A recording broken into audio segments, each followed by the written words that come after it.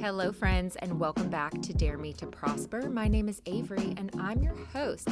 These next few episodes are going to be old Patreon episodes that patrons have heard, but everybody else has not. I've shared that the Patreon is shifting. I can't keep up with 2 episodes every single week, and so instead of doing an extra bonus episode on the Patreon every week, I'm going to do one monthly energetic prediction video or episode for that, and then we're still doing our monthly meetings. So if you're interested in hanging out with us and discussing like a workshop topic every week, or just kind of sharing about our lives and what's going on, and just sharing the everyday woo-woo things that we have going on, it's really fun, and I've just really enjoyed getting to know women over there. So that'll be linked if you're interested in checking that out. Also, of course, I am super busy with readings and mentorships. So if you're interested in a psychic read or a mentorship, I do have one more spot as far as mentorships open starting in August. So if you're interested in that, all of that will be linked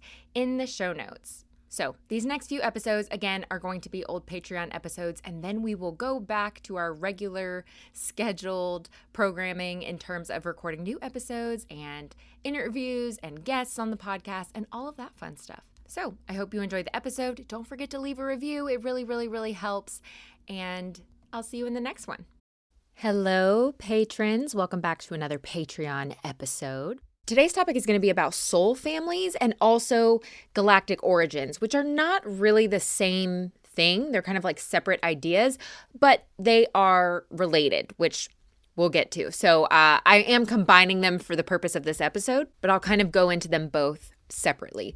The reason that I thought to even do this topic was because I'm reading a book called Journey of Souls, which really kind of examines what happens in between lives. So really good book. I will link it in the show notes. Also, I have a link on all of my episodes where you can go to an Amazon list where I have like all sorts of books and things that I recommend. Anyway, I feel like we are getting to a time in our current evolution where, so many people are waking up and, so many people are really starting to dive into just how the universe works and who they really are and what their soul really desires. And, they're just waking up, right? Coming out of the matrix and just learning all of these things. And because that energy is so strong right now, I think a lot of us are really interested in these deeper topics beyond just the typical do aliens exist and what kind of alien races are there, like some of the really deep stuff that is a little bit more complicated and nuanced, and there's not a lot of just like black and white information around it. All of the information that we do have that we can access right now in humanity comes from exactly these types of case studies, most of which come from people who are in a deep meditative state or under hypnosis and are talking to a practitioner about what they are seeing, same way that you would do like a past life regression. That in this particular book, he is doing it, but instead of just looking at past lives, he's also branching into what happens to your soul after that life ends. Like you die, and then where does your soul go? What does it do? Again, really fascinating book. And so I knew some of this, and then there's some of it that was new information to me. So I'm going to kind of combine all of that and discuss it in this episode. And I think the more you learn about kind of this idea of a soul family or your soul origins or your galactic origins, I feel like, it's like more puzzle pieces that start to make sense in your everyday life. Like, especially when we start talking about soul families and like different connections that you have with people and how some relationships are either really easy or really difficult or just really important in your life in general.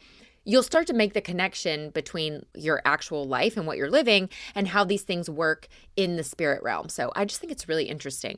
This is a big part of really understanding who you are on a soul level, because it has to do with your purely like soul identity, like your galactic origins, where your soul has spent a lot of time and has a lot of experience in certain frequencies or as a certain race or, these types of things. It's a part of our identity even now in this earthly lifetime. So I feel like collectively, we're at least a certain, maybe it's a smaller collective of us, but there's a lot of people that are really kind of craving that right now, craving learning more about their fuller identity as a soul and not just as a human in this one lifetime. Okay, so let's talk about what a soul family is. Soul family, or sometimes referred to as like a soul group. You may have heard this term brought up a lot in like NDEs or, past life stories. You often hear of a soul family, especially when people talk about, like with NDEs, for example, people will talk about dying and then going into the light or going through a tunnel and then being greeted by a soul family. And it's not a lot of times they'll say like, oh yeah, it's my aunt, it's my mom, it's my sister, like whatever in that soul family from this particular lifetime. But then there's also a lot of other souls that they talk about who are not necessarily people that were in this lifetime with them, but are just people or souls rather that they just know deeply. It's like all of a sudden you're greeted by this group of souls that feels like home, that feels like, oh my gosh, these are my people, like, yes, I had relationships on earth, but then your soul dies and you're like, wait, I'm home again, and that's kind of a similar theme that comes up a lot in NDEs in general. And a lot of these regressions where people are talking about what it's like to, when their soul leaves their body and then goes back into the spirit world. And especially in this book, Journey of Souls, there's a lot of different it's like there's general themes and there's general things that everybody kind of says, but there's also a lot of different ways and a lot of nuanced ways that these same ideas seem to play out. So it's like everybody talks about a soul family, but where they find that soul family or who's in the soul family or, whatever is like on lots of different levels and kind of gets expressed a lot of different ways. So that's just really interesting. And I'm not even done with the book, so I'll be interested to see what else comes up. But what I did kind of already know about a soul family, and now I'm getting like a little bit more context around this, is that generally a soul family is like a group, a cluster, whatever, of souls who vibrate at the same energetic frequency and kind of come from the same energetic stream of consciousness. And so it's like a group of souls who have had many, many lifetimes together, who know each other really well, and who vibrate at this like very similar frequency. And just to kind of clarify frequencies really quick, a lot of times, because I reference frequencies a lot as like thinking of a radio station, but a radio station, right? We typically think of like, oh, it goes from 80 to 100, and it's like 88.1, 88.2, 88.3. And so there's like not that many. Keep in mind when we are talking about like vibrational frequencies, there is endless amounts of like certain frequencies. It's not like frequency 1, frequency 2. It's like millions of billions of infinity, different vibrational kind of points that you could be at. So it's very, very specific. And so a lot of these groups will, just vibrate at the same similar frequency. And it's basically like they're all kind of on the same level of their evolution. That is something that like souls tend to group together based on how much experience they have. Because, think about it. It'd be like kind of like how we group together kindergartners and first graders. And honestly, I don't love that idea in schools. I feel like we should have a little bit more wiggle room with like generally people our age. But it's kind of like that where, you are spending time around people who are kind of on your level. And there's no like better or worse or like you're more advanced, so you're smart and you're dumb. It's like not seen like that in the soul, realm, in the spirit realm. It's just like we have experienced this much evolution, and this is just kind of where we are in our current journey. And that group over there, they're at a different point on their journey. And so these souls kind of group together in a way that is just very close knit. It's like if you're a group of high school friends or your group of college friends where you're all kind of going through the same life stage at the same time. And if you're in college, like you live together and you're really close, and it's just like this really close knit bonding experience. Okay, think of it like that. And so they are at a similar kind of energetic frequency, and then they are incarnating in multiple lifetimes together. And so I really don't know how many souls I could even say are in necessarily a soul group, but let's say there's like 20, for example, who are in this very similar soul group, and lifetime over lifetime, there's a lot of like overlapping, and like this soul incarnates with this soul, and then they incarnate with this soul, and there's so much overlapping within that soul family. That is why in your human life, there's certain people that you just click with, that you just, it's like you meet each other and all of a sudden it's like, I just feel like I've known them forever. Like this person, this is a lifelong friend. Like this is just, we're bonded or, whatever it is. And these relationships, right, are often designed to kind of facilitate evolution and expansion. So like when you go into that period where you are, writing out your soul contract and you're figuring out what lessons you want to learn and what you want to do, a lot of times these souls together will plan how they want to overlap in each lifetime, so they're like, okay, well, this time we'll be sisters, or this time we'll be best friends, or, whatever it is. And the purpose is always to, learn some kind of lesson together. Okay. And it's always kind of like a good way to think of it is that like different soul families and different soul groups have like a style of consciousness. Like they have a style of the way that they tend to incarnate and exist. And it's always vibrational. And so the soul families are kind of formed when this cluster of souls like starts to repeatedly interact in ways where they kind of become similar. Like they develop certain capacities. They have a similar emotional resilience. They have a similar teaching ability. They just have similar things in general. I feel like I'm at a loss for words here. And I'll talk about soulmates too in a second. But right now, just talking about the soul families. Also, they don't always incarnate together person to person. Sometimes one of your soul family can be a guide, who helps guide you through your life. Or maybe it kind of shows up as an ancestor, but like it's part of your soul family, but they kind of are functioning like a supportive ancestor in this lifetime. Just because somebody is in your soul family doesn't mean that your lifetime with them will necessarily be an easy one. Like it's more about familiarity, but your soul contract and your soul plan determines, is this going to be an easy lifetime with this person, and the lessons you learn, honestly, like, because it's really up to you. But, it could be a more difficult lifetime with this person by design. Like it could be as a catalyst for growth, we decided to come in and, kind of mirror each other or, kind of bump heads a little bit, so that we could learn this lesson. Or you could end up being absolute best friends or, siblings where they do end up being like a really huge part of your life in a very like supportive role and a very dear, close friendship, close bonds type of thing. Also, as a side note, something I did learn, while these soul families tend to really stick together, you can, technically like souls can kind of like branch off or maybe go to another group or explore another frequency.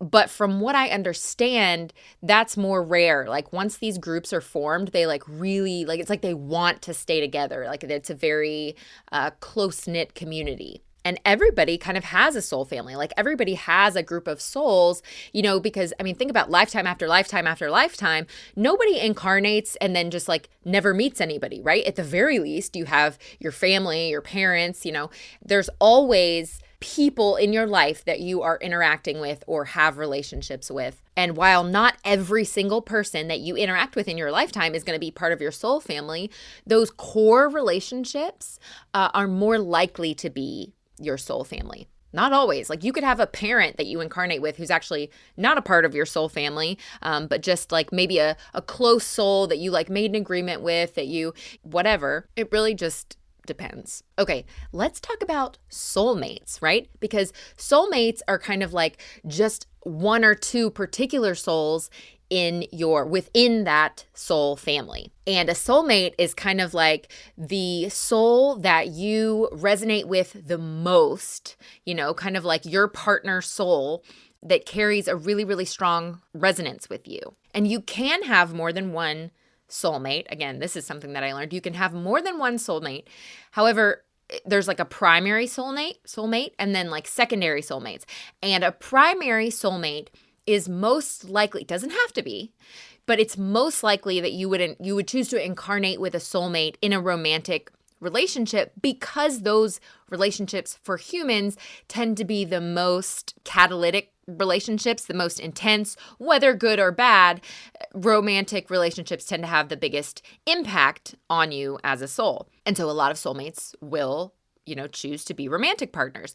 However, you could also have a soulmate who, again, is like a best friend or maybe a child or, something else. And then you also have, not, you don't have to have, but there can also be like a secondary soulmate or, somebody who kind of is very, very closely linked with you, but maybe not as much as like the primary soulmate. And the soulmates stand out because the bond is just so much deeper. It's like a deep bond, a deep recognition of each other.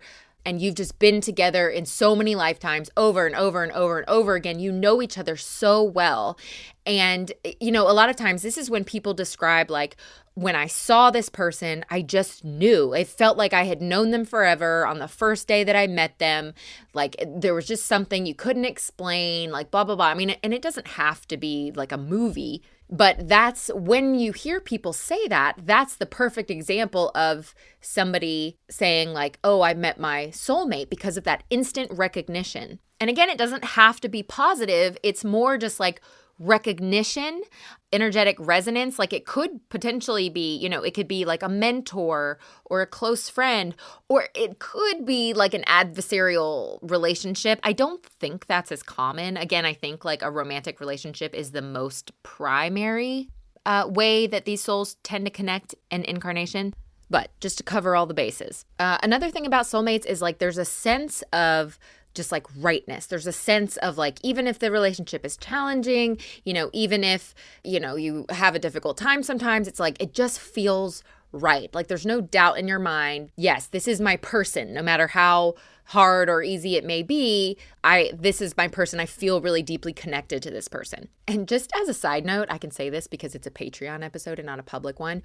What was really interesting to me about my previous marriage, and I talk about this more like in the divorce episode, was how like I never ever felt, it was kind of like I just married him because he was good on paper, or I thought he was at the time. And I kind of chose like what I thought was the safe, stable relationship because I was logically thinking, oh, this will be stable long term. Ironic. But anyway, I will tell you, my entire marriage, I didn't feel a sense of like, yes, this is my person. This is right. It was like, I was close to this person and like, we were supportive of each other and there was love there, but it wasn't like, oh my God, this is my person. Like I never had that feeling. And then this is totally random, but I just want to say this. While I was still in this marriage, I actually paid somebody, I think I found them on TikTok. I paid someone to do a soulmate like drawing. So it was like a drawing and then they do a little like paragraph. And when I got the picture back, when I tell you it looked absolutely nothing like my then husband, which quite honestly didn't surprise me at that point. It was like I already knew I wanted out of the marriage. But what's more interesting is that later I got kind of like different confirmations through my own intuitive checking in and then from a psychic and all this other stuff that actually really matched the image that I had gotten. And this lady had a really good track record too. Like she had fantastic reviews. Like, this, sometimes it's a risk when you do this kind of thing. You don't know if it's actually going to be accurate or not. But anyway, I just thought that was so interesting because in my mind, I was still married and I kind of just did it as like, well, let's just see for fun, like what comes back. And he didn't know that I did it.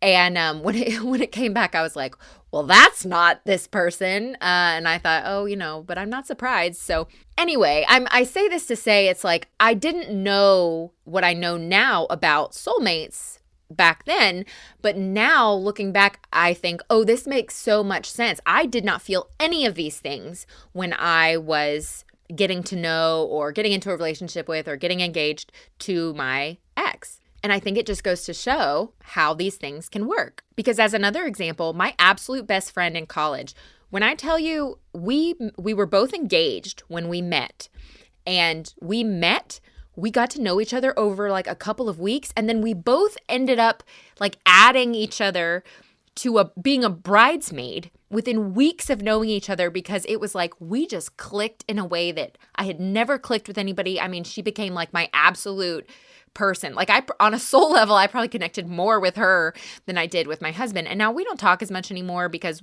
she's like really, down a religious path and I'm really not. But there's no like hard feelings between us. It was kind of like we just chose different paths, which is interesting because it's like, it shows how people can come into your life for like a short time. I mean, it wasn't a short time. It was like 10, 15 years. But I look back at that experience and I think, well, that's probably not a primary soulmate, but I could see that relationship maybe being like a secondary soulmate just because that level of familiarity that happened when I met her was so intense. It was like we met and then we were best friends immediately. Like there was no like warming up period. It was just like instantly like, I know you, you're familiar to me. I feel like I've known you forever. Anyway, that was an example. But there's other roles too within a soul group. Like, again, this is more from the book, but like people who are kind of stabilizers. It's like different flavors of souls who kind of play different roles within the group. So like souls that are more stable, that are more grounding, might appear as like a supportive role often, or there's certain souls that show up more often as like a catalyst, like maybe who, come in with a more intense energy and kind of, like mess things up and, whatever, comes in like a tornado to stir stuff up for the purpose of evolution.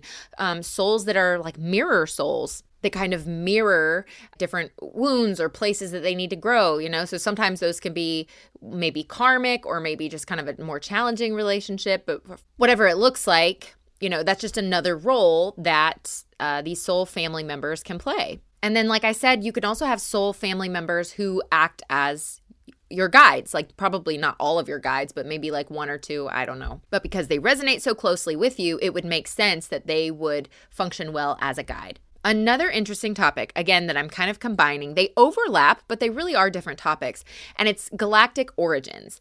And it overlaps with the idea of a soul family because remember, your soul can incarnate as a human or as an alien, or like you're not just tied to Earth. Like this is one way to incarnate. And we tend to do it, like once we have incarnated on Earth, we tend to do it over and over and over again, because we're learning a lot and we're kind of growing. There's a progression. So it's like you have one lifetime, you learned a little bit, but then you can learn even more if you kind of continue on with the lifetimes. You really develop a lot more progress, so to speak. But you can incarnate as lots of different species and races and, what have you.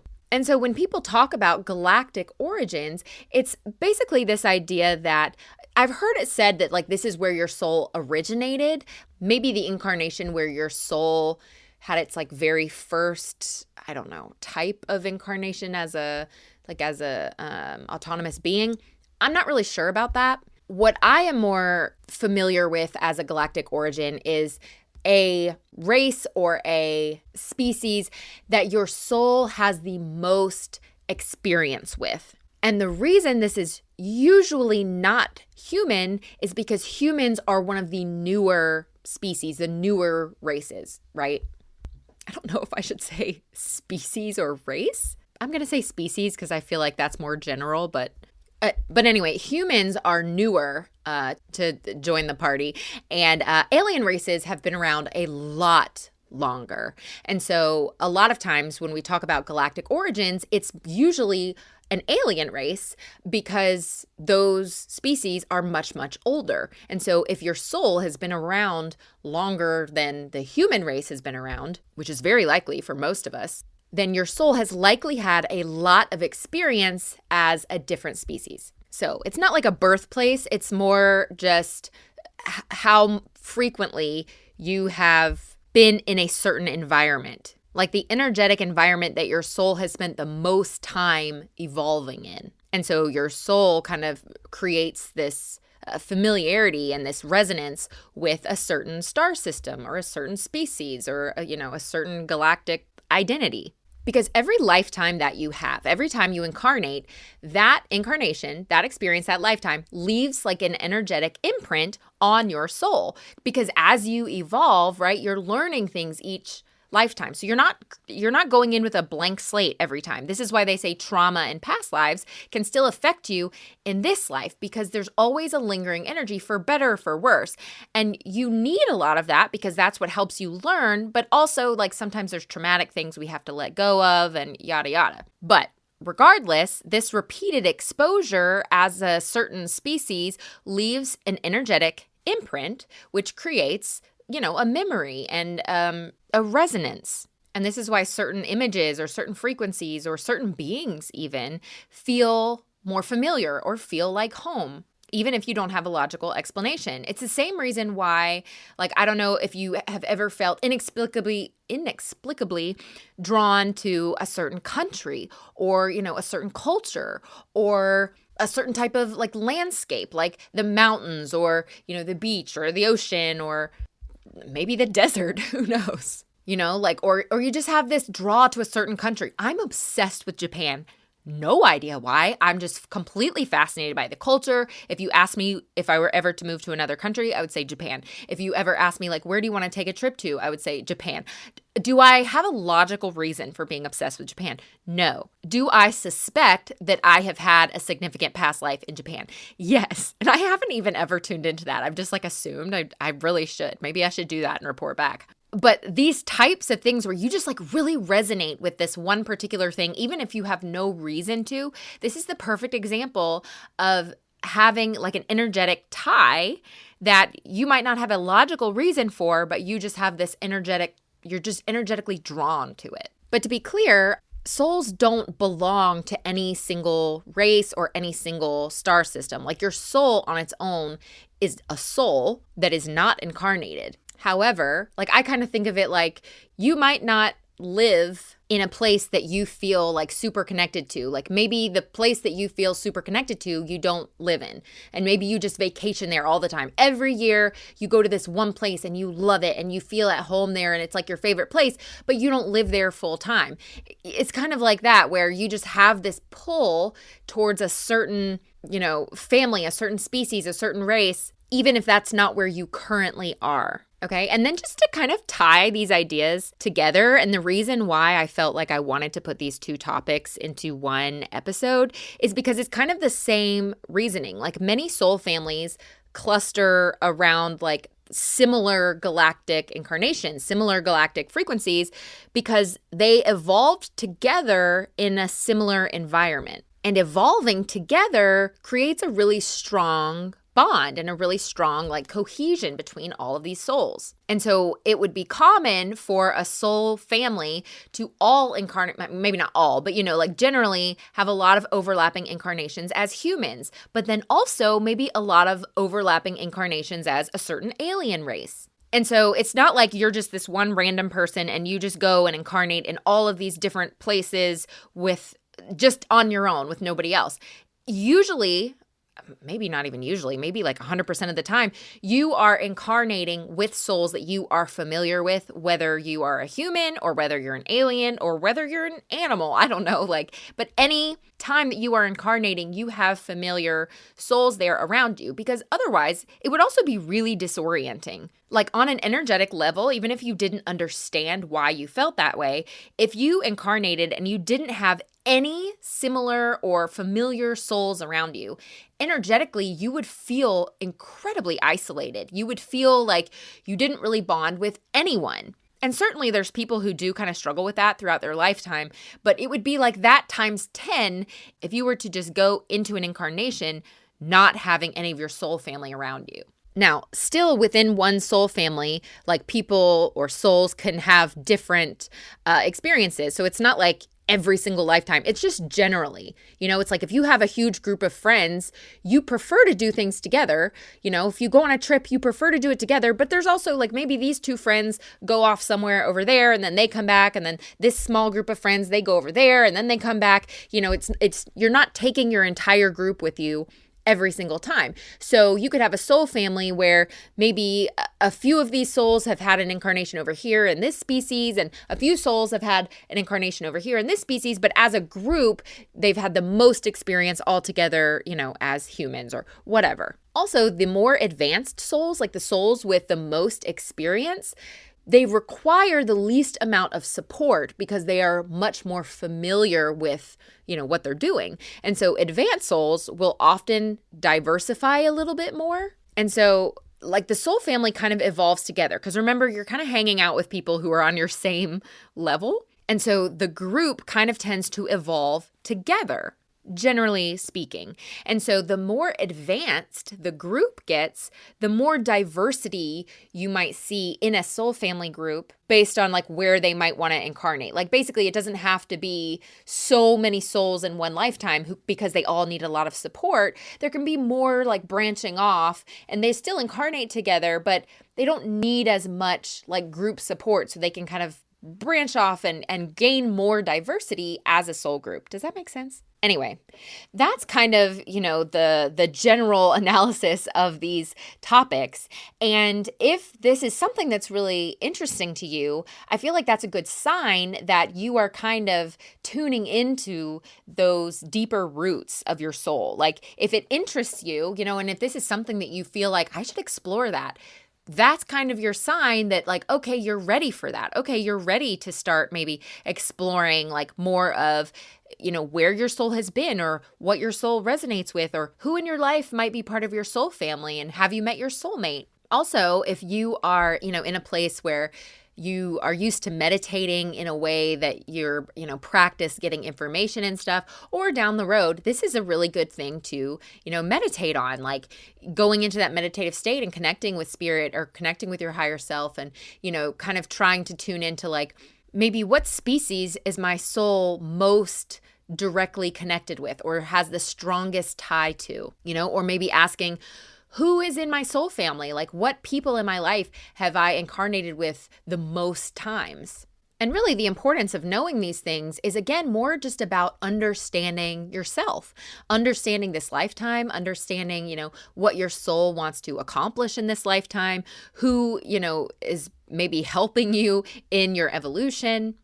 And it's really just about having an expanded consciousness as you live out this lifetime. Because also, it's possible that this could be your first human lifetime where you actually are aware of a soul family that exists. You know what I mean? Like this could be the first lifetime where you're really tuning into that. And that's kind of a big deal. Like if your soul is evolving and this is the first human lifetime where you have maybe woken up this much or, understood this much about the universe or, about yourself as a soul and all of that, like it's a really big deal. And I think that's a big reason why so many of our souls chose to incarnate at this time. One, because of this huge jump that's going on the planet and the crazy amount of, catalyst energy that we're moving through as a collective, but also that energy means that we're all waking up very, not violently, but, very intensely. Like we're also going through this independent individual waking up. And so this could be the first time your soul has really gotten to experience this type of knowledge within a human lifetime.